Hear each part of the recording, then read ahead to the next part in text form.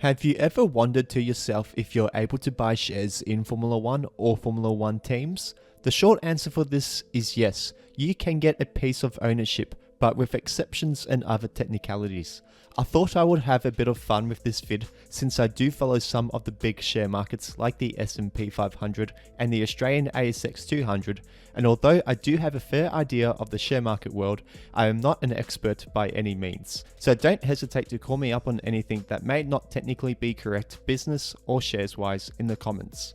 I must stress to you that this is not financial advice. This is merely done for entertainment purposes. All share prices you will see are all accurate as of the 8th of April 2021. With that said, let's get into it.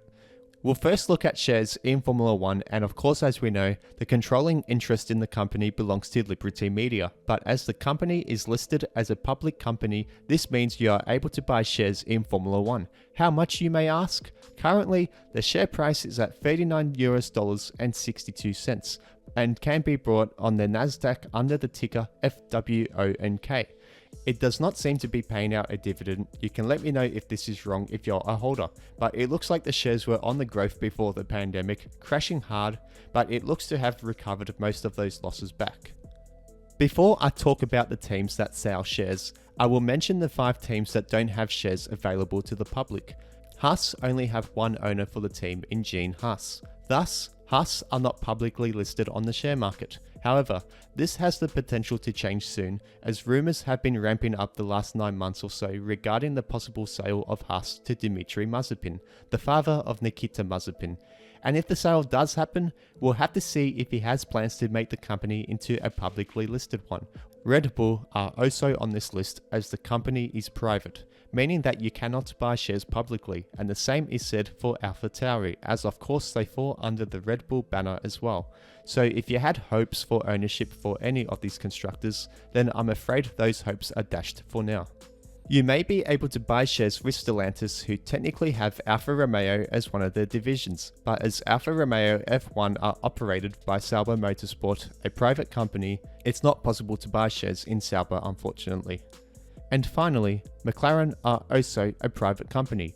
It is of note that the father of Nicholas Latifi, Michael Latifi, owns about 10% of the company. The McLaren Group, though, look to be listing publicly in 2021 as they look to raise funds, so watch this space. Now for the teams that do have shares, and I think I'll start off with Aston Martin. Aston Martin do have shares available on the London Stock Exchange under the ticker of AML. Sebastian Vettel himself did become a shareholder when he signed with them for 2021. We don't know if the shares were part of the deal or whether he decided to make the splash himself. I assume the former. The share price currently stands at about 2,000 pence sterling, and although the number looks big, it's actually quite a lowly priced stock as it's in pence, not pound. But it's definitely a stock that has really fallen on hard times since being floated on the share market in October 2018. Although the stock has doubled in price compared to 6 months ago, it is now only selling at about a fifth of the value it was 18 months ago. Not good. If you're one of the many Ferrari faithful worldwide, then you may be interested in buying their shares. At the moment, their shares are sold on the New York Stock Exchange as well as the Borsa Italiana for about $208 or 176 euro under the race ticker. But the PE ratio, otherwise known as the price earnings ratio, is at around 53 to 54, which tells us that the share price is really too expensive for its current value. But in saying that, the share price has consistently grown in the last 5 years too, so it's performed well overall. And to add to this, the Italian company actually pay out a dividend, although it's a very small one. I should stress that Scuderia Ferrari is actually a private entity, but regardless, you can still buy shares in the car manufacturer, just not the team itself. A share that is directly related to the team is Williams.